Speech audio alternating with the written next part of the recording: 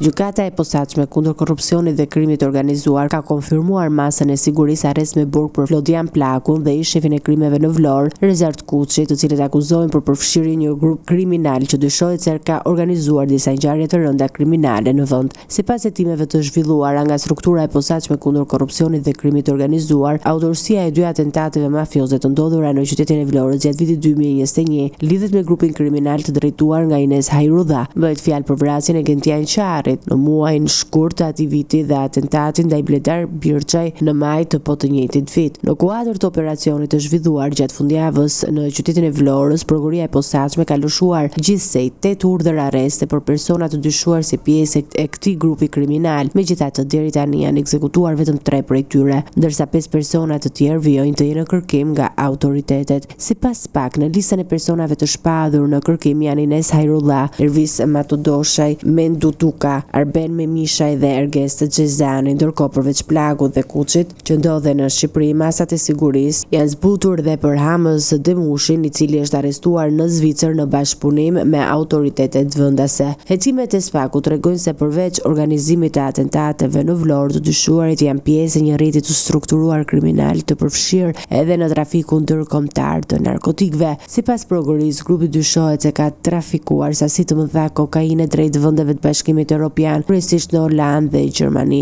Autoritetet shqiptare kanë bërë të ditur se hetimet për këtë grup kriminal vijojnë, ndërsa po punohet për lokalizimin dhe arrestimin e personave të tjerë të shpahur në kërkim.